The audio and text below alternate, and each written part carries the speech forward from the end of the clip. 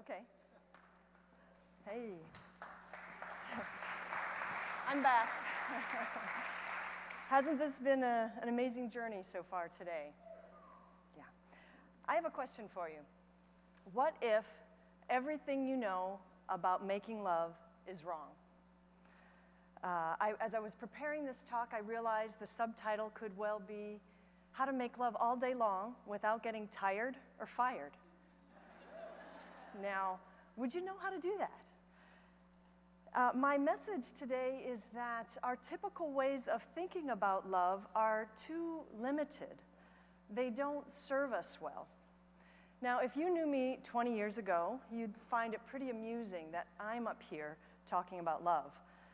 By my late 20s, I'd had my share of heartbreak, and I'd become pretty cynical about love. Pair that cynicism with a career in science, and I was pretty much just living up here in my head.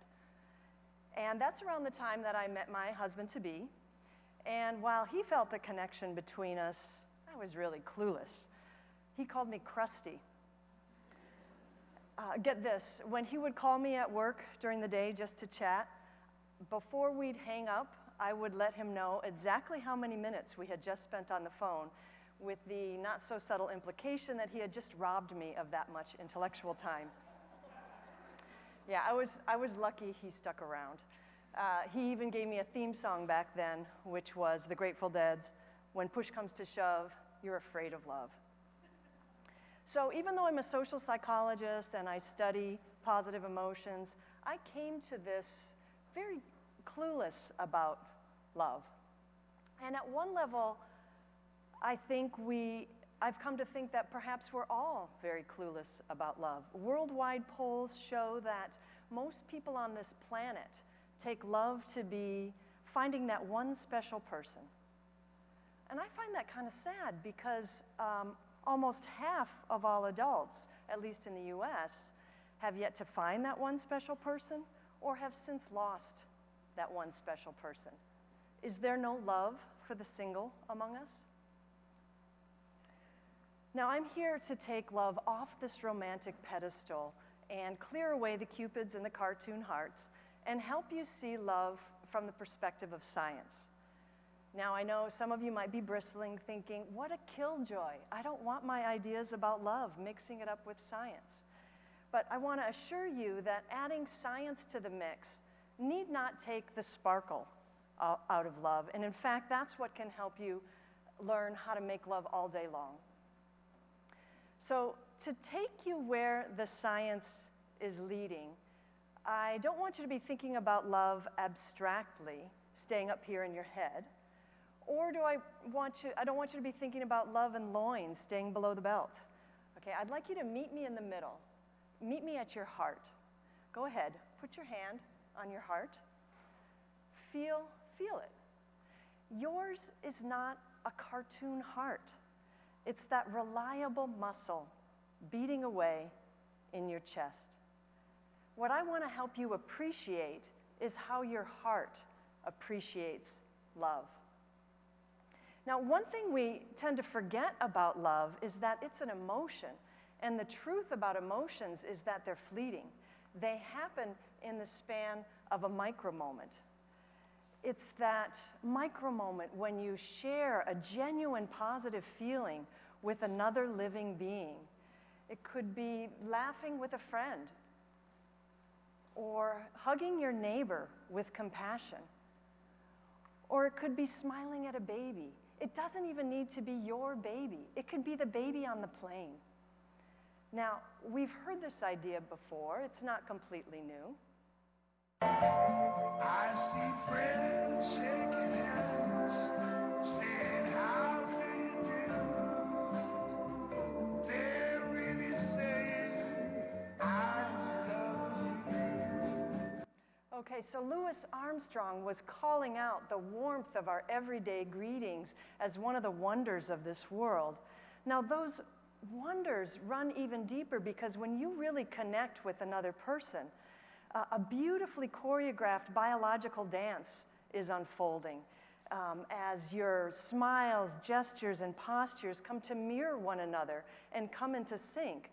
But when you're really connecting with somebody else, your heart rhythms come into sync, your biochemistries come into sync, even your neural firings come into sync.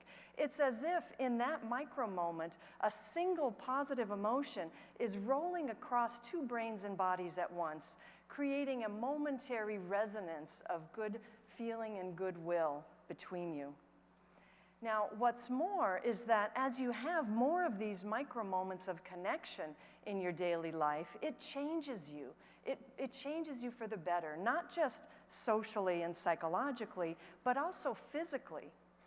And I've become particularly interested in your vagus nerve. Your vagus nerve emerges from your brainstem and tethers your brain to your heart. And one of its jobs is to slow your racing heart after a fright. But when your vagus nerve is functioning really well, it also slows your heart rate just a bit each time you exhale. Now, what happens in Vegas doesn't necessarily stay in Vegas. It radiates out to affect your health more generally. It reflects your body's ability to regulate inflammation, to regulate glucose, as well as your heart rate. And it also establishes your biological capacity for connection. Now, scientists used to think that your vagus nerve functioning was rather stable, kind of like your height once you're an adult. But what we've discovered is that if you find ways to increase your daily diet of these micro moments of connection each day, your vagus nerve functioning improves. The very rhythms of your heart become healthier. So these micro moments of connection are positive health behaviors every bit as much as eating your vegetables, eating your kale, or being physically active. But and how much more enjoyable and easy is connecting than doing some of the other health behaviors that we need to do.